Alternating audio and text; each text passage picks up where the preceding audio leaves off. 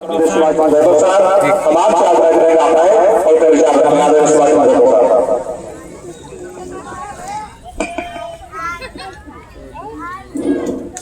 बहुत धन्यवाद संचालक महोदय। अपनी बात को शुरू करने उससे पहले पूरी दुनिया में शांति और मानवता का संदेश देने वाले महाकारुणिक तथागत भगवान गौतम बुद्ध, सामाजिक क्रांति के अग्रदूत महामना ज्योतिबा फूले, आरक्षण के जनक छत्रपति साहू जी महाराज, भारतीय संविधान के निर्माता परम पूज्य सत्य बाबा साहब डॉक्टर भीमराव अम्बेडकर, और आज जिनके हम उपलक्ष्य में यहाँ उपस्थित हुए हैं सम्राट अशोक और सोती हुई कौम को जागृत कर उनमें राजनीतिक चेतना पैदा करने वाले मानवर कांसीराम साहब के चरणों को नमन करते हुए उन्हें श्रद्धा सुमन अर्पित करता है। साथ ही साथ आज जो बहुत ही विशाल कार्यक्रम के जो आयोजक हैं, ऐसे सभी साथियों का दिल से सम्मान करता हूं कि आप लोग विगत वर्षों के बाद इस वर्ष में बहुत अच्छा कार्य करने का काम कर रहे हैं। उनके सभी साथियों का सम्मान करता हूं। मंच पर बैठे आदरणीय डॉक्टर साहब जो किसी नहीं है, डॉक्टर साहब हमारे बीच में उपस्थित हैं, आपका हृदय की गहराइयों से सम्मान करता हूँ। साथ ही साथ हमारे बीच में इस कार्यक्रम का संचालन कर रहे आदरणीय राम सिंह निराला जी जो बड़े भाई समान हैं और बहुजन समाज पार्टी के विधानसभा के प्रभारी हैं, महादेवा के हमारे बीच बैठे हैं, सम्मान करता हूँ। डॉक्टर अनिल जी जो पैथोलॉजी आप चलाते हैं, अच्छा कार्य करते हैं। हमारे बीच में जिला पंचायत के सदस्य हैं आदरणीय अनिल कुमार भारती जी, आपका हृदय से सम्मान है। हमारे बीच में आदरणीय छठन गौतम जी जो जिला इंचार्ज रहे बहुजन समाज पार्टी के, हृदय से सम्मान करता हूँ।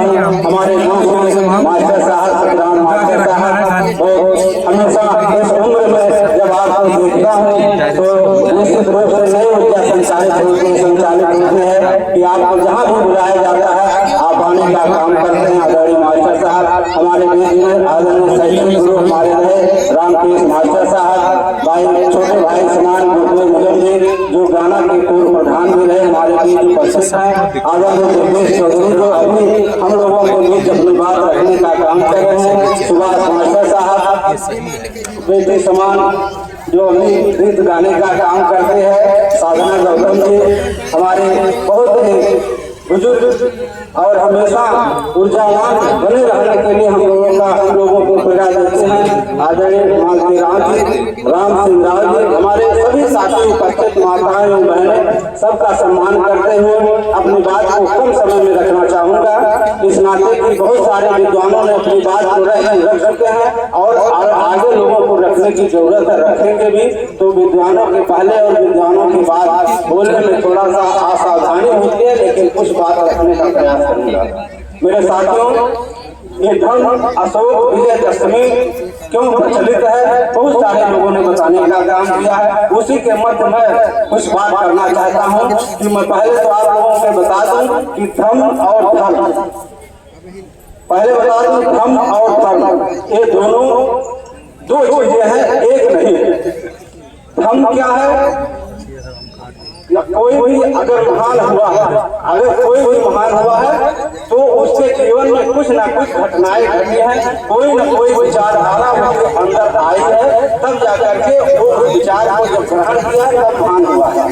तो पहले नंबर तो धर्म एक शिक्षा, धर्म का मतलब शिक्षा से होता है और शिक्षा मतलब होता है विचारधारा, और धर्म का मतलब होता है कि आपको इसे मानना पड़ेगा। धर्म और धर्म में अंतर है। तो विचारधारा जो होती है वो थोपने वाली चीज नहीं है, वो मानने वाली चीज है कि आप जब उससे प्रभावित होंगे उस विचारधारा से, तब आप उसको मानने का प्रयास करेंगे। तो ठीक उसी प्रकार अगर सम्राट अशोक को अशोक धर्म पसंद आया तो कैसे पसंद आया, उसको भी कुछ रीजन लोगों ने बताया, लेकिन एक रीजन मैं अपनी तरफ से बताने का काम कर रहा हूँ जो मैं पढ़ा। जब 7 साल के बच्चे ने उस जिस दृश्य को देखकर सम्राट अशोक की पत्नी और सम्राट अशोक और पूरा राज्य शोक संपन्न था, उस दृश्य को देख नहीं पा रहा था। कुछ किसी के घर फटे थे, किसी के सर फटे थे, किसी की माताएं करा रही थी, किसी के बच्चे रो रहे थे, और उस बीच 7 साल का बच्चा नैग्रोग नामक वाला जब उस बीच से और एकदम बिना डरे हुए, बिना अशांति के और उस लाशों के मध्य जा रहा था, तो सम्राट अशोक ने जब देखा कि जिस दृश्य को मैं नहीं देख पा रहा हूँ, उस दृश्य को एक छोटा सा बालक बड़े आसानी से सहन कर ले रहा है, तो निश्चित रूप से कोई ना कुछ बातें इसके अंदर जरूर होगी। तब सम्राट अशोक ने खिड़की से अपने द्वारपाल को आदेश दिया कि उस बच्चे को हमारे सामने ले आइए, उस बच्चे को हमारे सामने ले आइए, मैं उनसे कुछ बातें करना चाहता हूँ। तब सम्राट अशोक के द्वारपाल ने उस बच्चे को नैवेद्य को अपने पास बुलाए और बुला करके उनसे पूछा, क्या आपको इस दृश्य के मध्य आपको कोई भय नहीं लग रहा है? उन्होंने कहा बिल्कुल नहीं, हमें भय नहीं लग रहा है। और उन्होंने ये भी कहा कि आप जो है आपको मुझसे नहीं डर लग रहा है। उस बच्चे ने कहा कि आप मुझसे मैं भी नहीं आपसे डर रहा हूँ, इस नाते नहीं डर रहा हूँ कि इस संसार में जो उत्पन्न हुआ है उसे नष्ट होना है और प्रत्येक वस्तु का क्षरण हो रहा है, इस नाते डर किसकी बात की। और मैं इसलिए डर जाऊँ कि आप मुझे मार देंगे, और ये भी मैं जानता हूँ कि हमारे सांसारिक पिता के मृत्यु के कारण भी आप हैं, हमारे पिता के आप हत्यारे में हैं, इस नाते मुझे किसी प्रकार की डर नहीं है। बहुत सारी बातें हुई उनसे और तब अशोक को प्रभावित किया, तो उन्होंने कहा कि आपको इतनी कम उम्र में इतनी निर्मल बातें, इतनी निर्मल ज्ञान कहाँ से आई? तब उस बालक ने कहा कि आप अगर ये सुनना चाहते हैं तो हमारे गुरु हैं जो भगवान बुद्ध हैं, भगवान बुद्ध के द्वारा ही मुझे निर्मल ज्ञान प्राप्त हुआ है। तो उन्होंने कहा क्या मैं उनसे मिल सकता हूँ?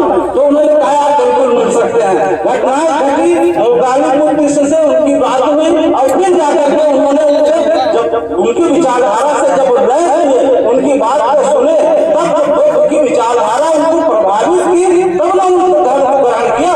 ये चीजें रही हैं। तो इस नाते मेरे साथियों, हमारे लोग, हम लोग, आप लोग किसी उस विचारधारा को जब तक अडॉप्ट नहीं करेंगे तब तक हम लोग अपने जीवन में भी कोई सुधार नहीं कर पाएंगे। जब भगवान बुद्ध से, मौगाली बुद्ध से, जब गली बुद्ध से जब शास्त्रार्थ होने लगा, वो बहुत बड़े आचार्य थे, बहुत बड़े ज्ञानी थे, मौगली बुद्ध से बहुत बड़े विद्वान थे। और जब भगवान बुद्ध से उनका आमना सामना हुआ तो शास्त्रार्थ में उन्होंने जो बातें कही, तो भगवान बुद्ध ने कहा, अच्छा एक चीज बताओ, ये सब जितनी बातें तुम कह रहे हो ये तो मैं समझ लेता हूँ, लेकिन इसमें आपका अपना क्या है? आप अपने तरफ से क्या जानते हैं? मानता हूँ आपने बड़ी पुस्तक को पढ़ लिया है तो आपको इतना ज्ञान हो गया है, लेकिन अगर आपने कोई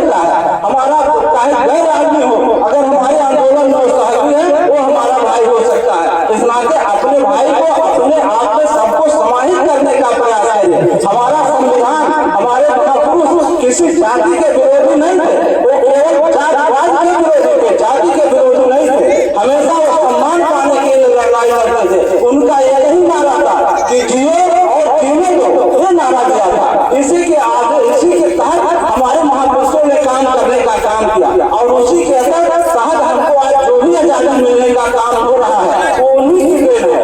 इस नाते हम अपने महापुरुषों को पढ़े और जाने और उनको अपने जीवन में उतारने का प्रयास करें।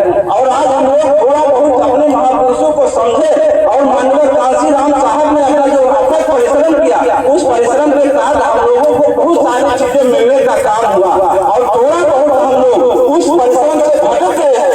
इस नाते आज हमको सारी परेशानियां झेलने का काम करना पड़ रहा है। बुद्ध ने कहा कि व्यक्ति का व्यक्ति अपने दुख का स्वयं कारण बनता है, कोई दूसरा कारण नहीं बनता है। इस नाते हम अपने स्वयं में अपने कारण को ढूंढे और इस नाते हमको आपको मिलजुल करके भाईचारा बना करके आगे बढ़ने का प्रयास करना चाहिए। और जो ताकत आपके हाथ में रहेगी तब ही आप कुछ कर सकते हैं। अगर सम्राट अशोक राजा न होते तो पूरे दुनिया में बहुत का प्रचार नहीं कर पाते, बहुत दर्शन नहीं दे पाते। साहू जी महाराज अगर राजा नहीं होते तो 50% आरक्षण नहीं दे पाते। इस नाते मेरे साथियों, महापुरुषों को इस पर भी आप लोग ध्यान दीजिए। उनको मजबूती जब थी तभी वो किसी चीज का प्रचार कर पाएंगे। आज आप भी अगर आप मजबूत होंगे तभी आप कुछ कर पाएंगे। अगर कमजोर रहेंगे तो आपका कोई बात नहीं सुनेगा, आपका भाई आपका बात नहीं सुनेगा, कहे कि आप बात छोड़ दीजिए। इस नाते अगर आप बात मनवानी चाहते हैं, आप अपने महापुरुषों को मतलब विचारधारा पर चलना चाहते हैं तो उनके बताए रास्ते पर चलने का प्रयास करना चाहिए। इस नाते मेरे साथ मैं कहता हूँ कि कि वो की ये जरूरत समझ लो, बिन पढ़े अब गुजारा नहीं है। तुम पढ़ो और पढ़कर लिखो, वरना तारीख बदली मिलेगी। अब कोई न कोई हुकूमत न कोई रहबर अब वो तुम्हारा नहीं है। इसलिए कागज और कलम से बेहतर कोई दूसरा सहारा नहीं है। महापुरुषों को पढ़िए, उनके बताए हुए रास्ते पर चलने का प्रयास करिए, तभी हमारा आपका कल्याण होगा। तभी ये जयंती ये मनाने का असली जो है मकसद पूरा होगा। नहीं तो ऐसे हम लोग जैसे बाबा साहब के अनुयायी 10 लाख लोग उनको जो है 10 लाख अनुयायी के साथ बढ़ के 1956 में ही कर लिए थे। और आपको मैं बता दूं, कार्ल मार्क्स के साथ मात्र केवल 17 लोग थे और बाबा साहब के साथ 10 लोग अनुयायी थे और 17 लोग पूरे दुनिया में शासन किए। और आज 10 लाख के लोग, जो आज 10 लाख के जो लोग हैं, आज हम लोग अपने पैरों पर खड़े रहे हैं। हम लोग भिखारी की तरह इनके उनके पीछे भागने का काम कर रहे हैं। इस नाते हम लोग विचारधारा नहीं अडाप्ट किए, बाबा साहब विचारधारा नहीं अडाप्ट की और कार्ल मार्क्स के लोगों ने विचारधारा अडाप्ट किया और पूरे दुनिया में शासन फैला दिया। केवल भारत में नहीं ला पाया, उसे भारत में नहीं ला पाया इस नाते नहीं पाया कि उसके पीछे बाबा साहब थे। मैं उस इतिहास को जाना नहीं चाहता हूँ, केवल इतने बताना चाहता हूँ कि विचारधारा को अडाप्ट करिए, धर्म को समझिए। धर्म को समझ जाएंगे तो निश्चित रूप से जीवन में परिवर्तन आ जाएगा। इन्हीं शब्दों के साथ बहुत बहुत धन्यवाद देते हुए जय हिंद, जय भारत।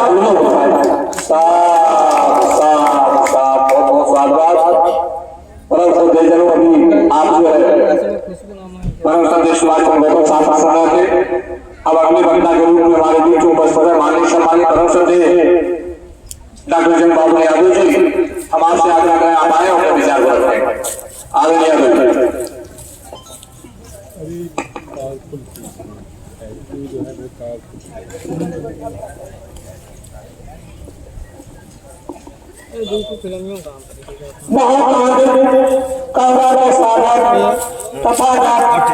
गौतम बुद्ध, सम्राट अशोक, महान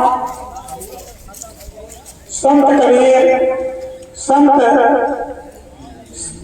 गुरु रविदास जी, सामाजिक क्रांति के दूर महात्मा ज्योतिबा फूले, आरक्षण के जनक छत्रपति साहू जी महाराज, भारतीय संविधान के निर्माता पूर्व संत बाबा साहब डॉक्टर भीमराव अम्बेडकर,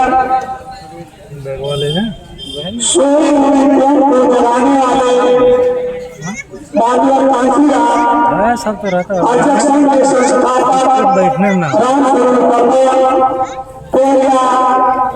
ललन सिंह यादव जी, उन सभी संतों गुरुओं महापुरुषों के चरणों में श्रद्धा सुमन अर्पित करता हूँ, जिन लोगों ने इस समाज को जगाने के लिए अपना जीवन कुर्बान कर दिया और आज जिस जगह पर हम लोग धर्म अशोक विजयदशमी मना रहे हैं, इस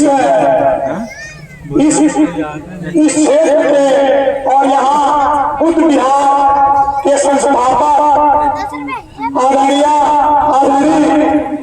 राम सबर जी को श्रद्धा सुमन अर्पित करता हूँ, जो एक समय था कि यहाँ उनसे पिछली बार मुलाकात हुई थी, लेकिन आज वो यहाँ नहीं है, उनका देहांत हो गया है। उनके संघर्ष के द्वारा, उनके परिश्रम के द्वारा जो यहाँ हम लोग इकट्ठे हुए हैं, बहुत उनके प्रति श्रद्धा सुमन अर्पित करते हुए यहाँ आए हुए हमारे सभी भाइयों बहनों को बधाई देते हुए और आज इस कार्यक्रम में हमारे पूर्वांचल से दो गाड़ियां भर करके महिलाओं की भीड़ लाने वाली मैडा देवी ने जो अलग प्रयास किया है, उनको बहुत बहुत धन्यवाद। साथियों, आप बहुत देर से गौतम बुद्ध तथा सम्राट अशोक बाबा साहब के बारे में बहुत कुछ सुना, लेकिन आज का जो तिथि है, आज का जो डेट है, यह डेट ही बहुत महत्वपूर्ण है। इसमें कुछ लोग काल्पनिक मात्र हैं, लेकिन हकीकत में सम्राट अशोक जो बहुत सत्य के उम्मीदवार हैं, बाबा साहब अम्बेडकर जो बहुत सत्य के उम्मीदवार हैं, और इस देश से अगुआ नेता थे महात्मा गांधी जी। 2 अक्टूबर उनका जन्मदिन है और इस देश के प्रधानमंत्री थे लाल बहादुर शास्त्री जी, जिन्होंने जय जवान और जय किसान का नारा दिया। उन सबको श्रद्धा सुमन अर्पित करता हूँ। साथियों, तथा बुद्ध के बारे में कहने के लिए तो बहुत बड़ा उनका धर्म है, उनका प्रचार है, लेकिन उसमें जो सारांश है, उन्होंने जो बार बार इस बात को कहा है, अतदीपो है। अतदीपो होने के लिए बाबा साहब अम्बेडकर ने आपको संविधान दिया है।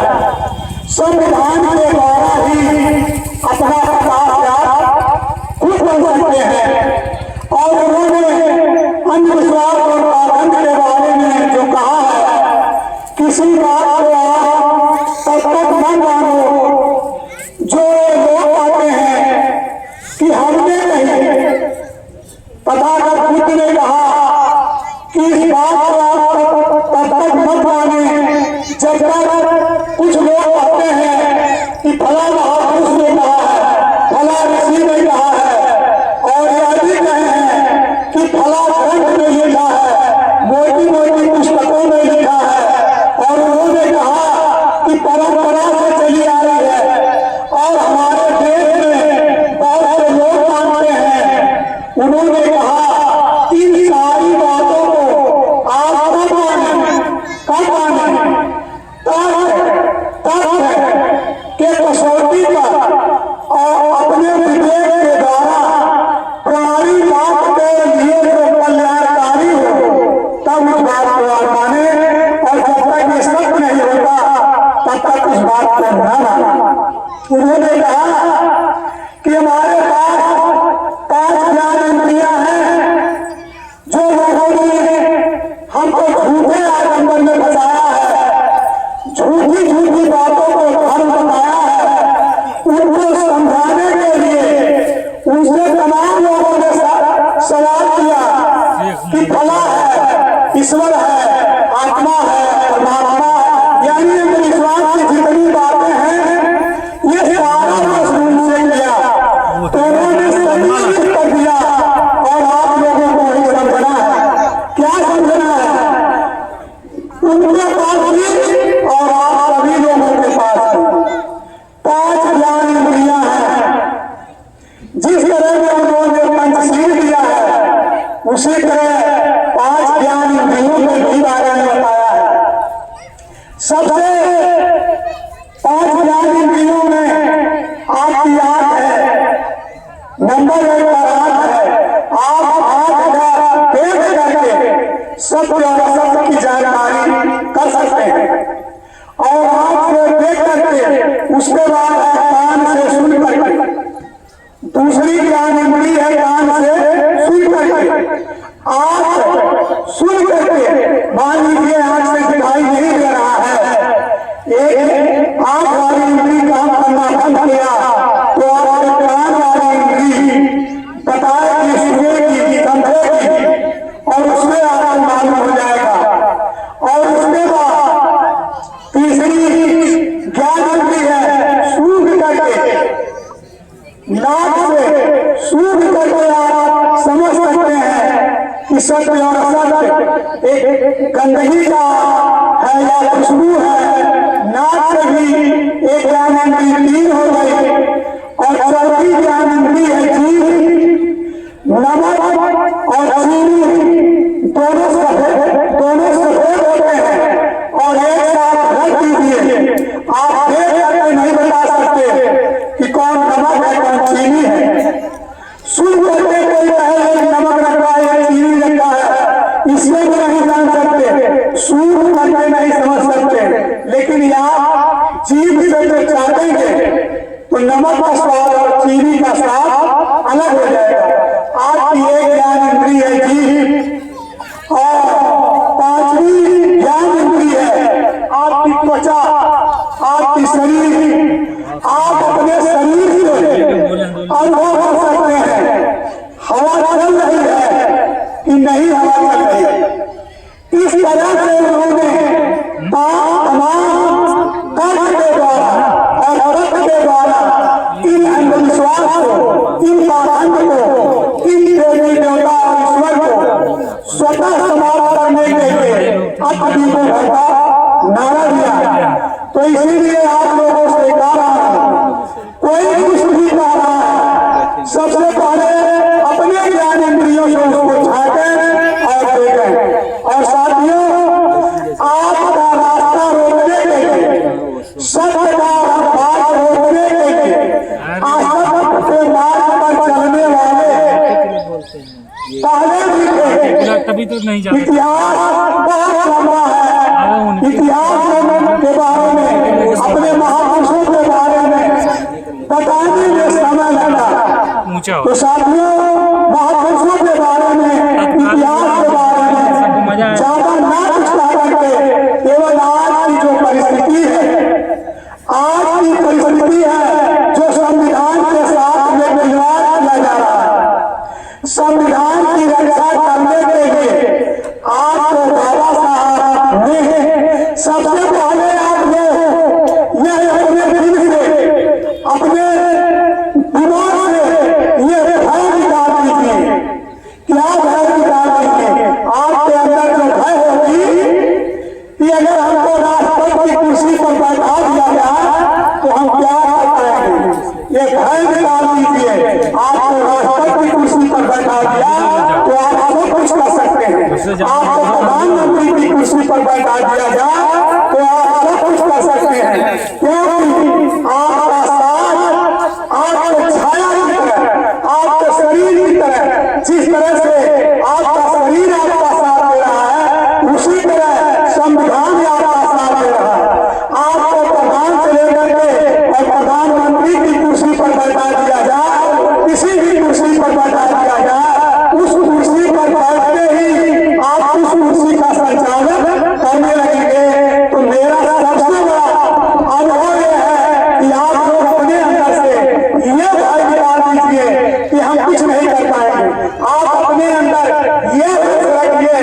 हम इस देश में कुछ भी कर सकते हैं और